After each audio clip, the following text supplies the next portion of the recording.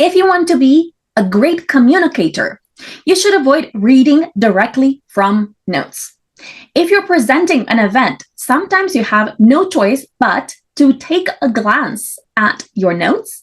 And what you should endeavor to do is to memorize as much as possible from what is written, or to look at your notes briefly and to make the eye contact with the audience, then return at looking at your notes, and then look again at the audience.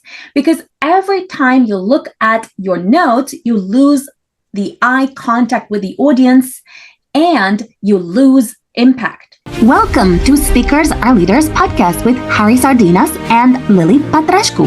Discover how to become a charismatic speaker and leader so you can attract ideal clients and business collaborations. Where it's possible, you should try to memorize. Now, it's not always possible because I've had events where I was given the list of attendees or the list of speakers that day or even an hour before. And sometimes there are changes that happen as we go with speakers that have names that are difficult to pronounce. And what you should know is that in those cases, you have no choice but to read from your notes.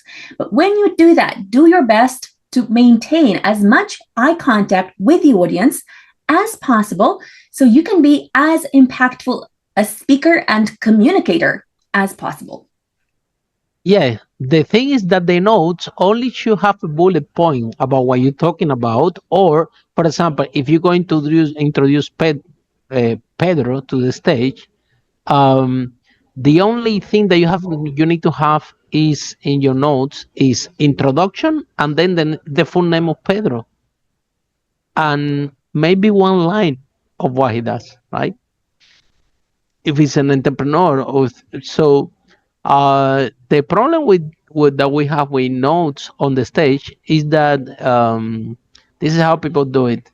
Hi, I'm going to introduce Pedro now. Pedro is an entrepreneur and his business is about developing a software that's going to change the world. And we're very happy that he's here. So please, everybody clap to Pedro for being here.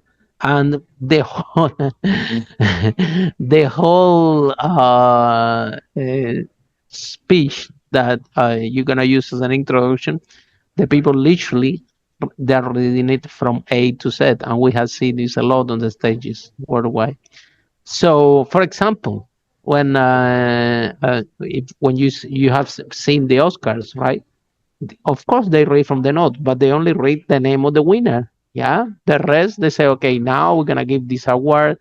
These are the nominees, and then they put the nominees and everything, and they only read the name of the person that wins. So in that context, reading from note is very professional.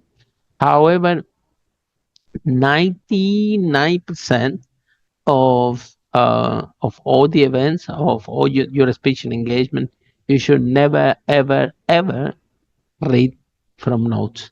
There are different tricks that you can use, and we use in the PowerPoint of the presentation, I usually put some bullet points there that I only know that when I see this bullet point, what I need to talk about. The audience is reading the bullet point, but it's only a sign for me. And like that, I don't need to use notes. Saying that, Lily said, sometimes we have to introduce people to the stage that we need to write the names because it happened on the last minute. And then we do have to take notes. There is no choice. But avoid it at all times, reading, because at the moment that you're reading a note, you are disconnecting from the audience, and there is no chance that you can recoup that connection with the audience again, because your eyes should be always looking at the audience at all times. As long as you start to read, you already have a disconnection with the audience, and that can have a negative impact in your speech. Follow us for more charismatic speaker and leader tips.